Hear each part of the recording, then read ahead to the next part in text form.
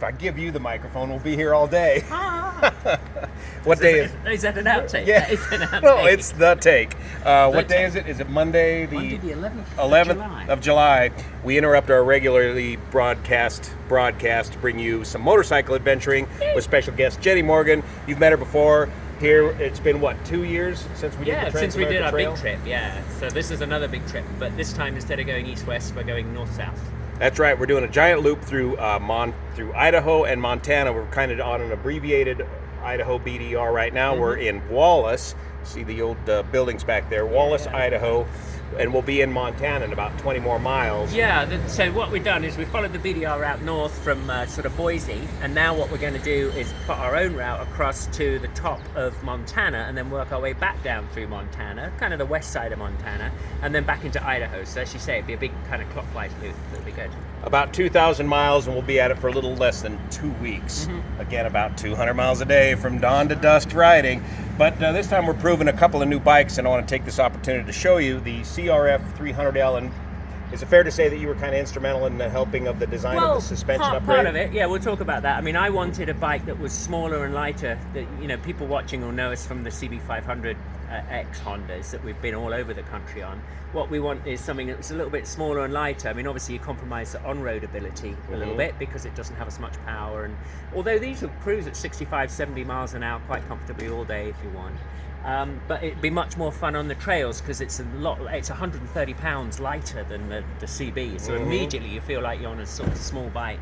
You can ride them all day long off-road or on these trails. And super economic. We were getting 80 miles to the gallon, which is great on the trail. Now we've only got the small tanks, 2.1 or 2 gallon tanks, so that fuel range is a little limited, but we got something for that as well. So let me show you around the bikes here. I'm just going to keep rolling here in this mode. I was going to say, I mean, your one, you've got pegs. Yeah. You've got shocks. You got a flag. You ever take it off any sweet jumps? No Napoleon Dynamite. No air at age 60. No big air. So this is the CRF 300L, and these were the 250 before this, and now they come in a couple of different flavors. The 300L without ABS, with ABS, and the Rally version. This basic model here is list price of only MSRP of only $5,300. Out the door, probably $6,500. A whopping 24 horsepower, water cooled, fuel injected, very economical little bike. And what we've done is we've added the Rally Raid suspension kit to it, and this is the known as the level 1 suspension kit. Yeah, I was going to say there's two options. Because these bikes come very softly sprung from the factory, when you sit on it, it squishes right down, which is great if you're a shorter rider or an older rider or a novice rider. You like the low seat height. But obviously you're wasting the first couple of inches of suspension travel. So what John at Rally Raid decided to do is do a full travel, 10-inch travel version, but also offer an 8-inch travel version, which lowers the bike by a couple of inches, or 40 millimeters, because basically it's the same height as the stock suspension that's all squishy, but you've got nice, firm, much more progressive and much better damp suspension. So when you're riding on rough terrain, the bike isn't bouncing around and pogoing around everywhere. It feels much more composed, but you've still got the low seat that people like about it. But then if you want the full travel, kind of full fat off-road version, they do their level 2 suspension, which gives you basically back that 2 inches that's otherwise wasted with the standard But it's suspension. A taller seat height by about 2 inches. It means, and for traveling with luggage on, it's actually preferable to have the low shock. I have the low shock on my own bike, and John at Rally Raid himself, he likes the level 1 because actually that was the nice thing about this bike. It feels very low and nimble and maneuverable. You've still got plenty of ground clearance as well for off-road use, but it means it's much easier to get on and off, and you're not sort of it's much more controllable. You can dab too when you're only 5'6". So it includes this new tractive shock, and this one has the remote adjustable preload adjuster right here, so I can crank down on the spring pressure as you alter your load on here.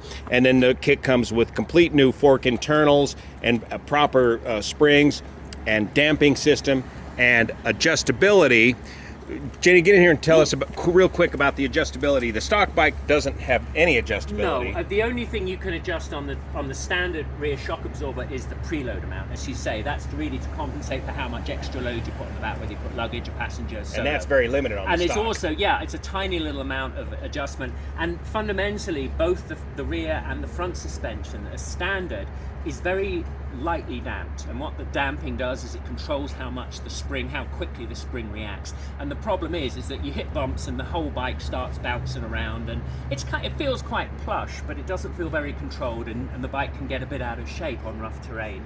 So what John has done is put a much bigger shock absorber. Internally it's much bigger with a lot more oil in it, and you've got a damping adjuster primarily for the rebound, which is the how quickly the shock will spring back. So you can slow that down so it floats a lot more when you're riding over rough terrain, and on the highway it doesn't pitch you backwards and forwards. And that's on the rear shock, and then on the front shock. And then on the front, similar, it has a big cartridge. It replaces a tiny little skinny 20mm, less than an inch diameter cartridge as standard, with a big fat one that fits. It's pretty much the whole inside of the fork now.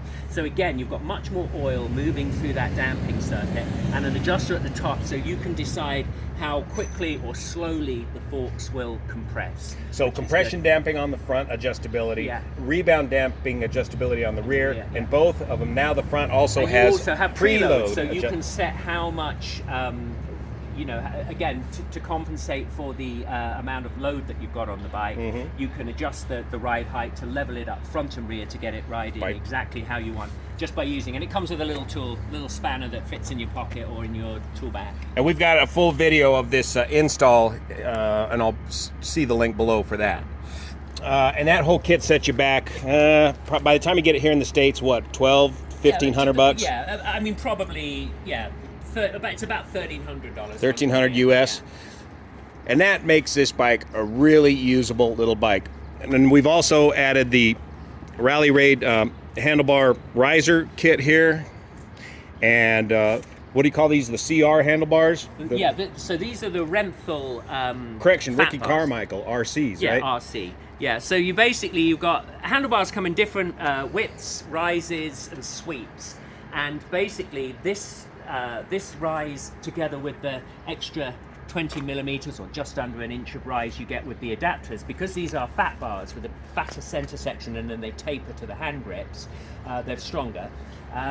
It means that you need to use an adapter on the standard Honda to fit those. You can buy some little saddle clamps for about $40, or Rally Raid offer this one-piece braced one which comes with an adapter for a USB charging socket and things. But these bars are great because they have plenty of room, these Renthal's RC Ricky Carmichael for all your bend. For all your switchology there. And the main thing about raising handlebars is so that you have a decent ride stance when you're standing on the bike. And you're not reaching down to get the bars. LED lights we added. I mean, replacing, again, because it's a budget motorcycle as standard. I mean, it's just over $5,000 as standard. Comes with very basic standard halogen headlight bulbs and so on. But those are an easy upgrade. For $20, less than $20, you can buy an LED replacement headlight bulb, LED replacement taillight bulb, and that means they should never blow. You should get 60,000 hours or 100,000 hours or whatever they say lasting. And what I found, when you forget to leave your key on and the lights on, it doesn't run the battery down. That's right. They use less power as well. KTM folding mirrors for when you get on the single track trails. KTM, what? Yeah, that's right, on a Honda. We've left the stock exhaust. That work. Yeah, they actually work. A Cherubi's bash plate. There's a much different bash plates available for it, but we like the stock engine and the stock exhaust. We're not modifying because it's only 24 horse. The last 3 days we've ridden up in some real wilderness remote. I mean, the Idaho BDR takes you through miles and miles of forest. There's no towns, there's certainly no fuel or anything like that. So yeah, having a bike that will get 80 miles per at trail riding speeds, 40 miles an hour, you're getting 80 plus miles to gallon if you're being gentle on the throttle, and that extends the range hugely for what is quite a small bike with a small gas tank. And then for gear, we're running the Giant Loop Coyote bag, and we're going light, going fast, going far, maybe 17 to 20 pounds of gear. There's everything we need to set up camp, and that's the way we run these rides, is that we... Yeah, you didn't even bring a kitchen this time. I didn't bring it. No, I'm going to your kitchen to make the coffee. The little instant coffees. So just the tent, a bag, the cushions, a little chair, And Change of underwear. that's about it, and just throw them away as you go along. And a warm jacket, something to get warm with. If the weather really turns foul, we'll just be in trouble. We'll just stop riding. And that's about it. And a little lightweight tank bag up here to put cell phones and that sort of thing. And we ride indefinitely like that, 200 miles a day. Stop and camp out.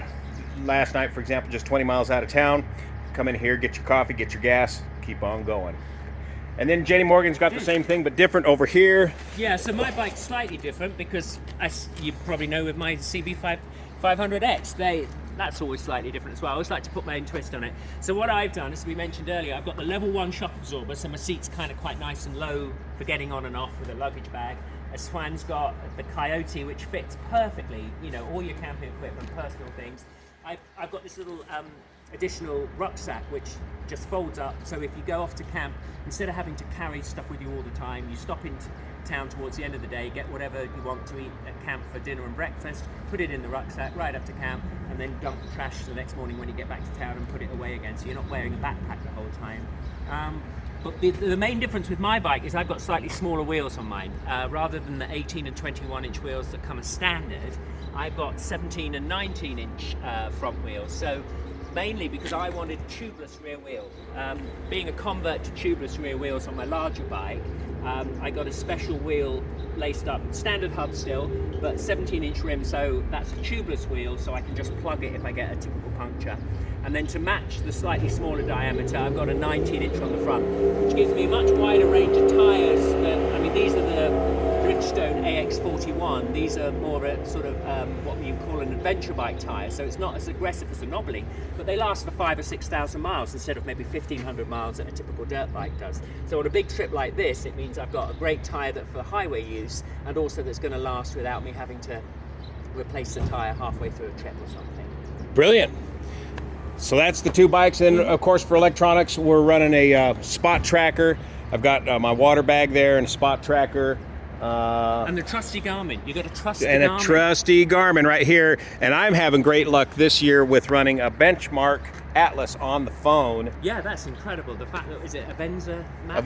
Via Avenza Map app. You can app. get the whole, the benchmark series of atlases for the United States, or the western side of the United States. They have incredible amount of detail, more than you'd ever want to ride on a motorcycle or drive on a 4x4. I mean, they've got hiking trail detail. And the fact that you can download that as an offline map on your phone and zoom in to the tiniest detail, it means you can double check whether you're on the right track or not. Because the maps are geolocated on your phone, and the phone always knows where you're at, even when you're offline. It is great. I mean, I love using paper maps and a highlighter pen, but this is the equivalent, and it will actually track your route that you've taken, isn't it? On the yeah, it'll save that for you. Yep. So wherever you've been, you can leave a breadcrumb trail, and then you can upload that to your computer, share those files. It really is a game changer now, the electronic mapping.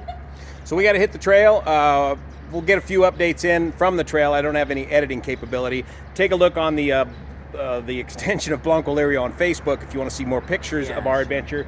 We'll give you links to ADV Rider. ADV When we get Rider. back, I'll be writing up a big trip, lots of nice photographs, a little bit of explanation. And also, the ADV Rider forum is a great way for sort of two-way question and answers. If you've got any questions about the bikes, about what we've done, where we've been, the whole build thread is there, and the works. All right. Cool. See you here.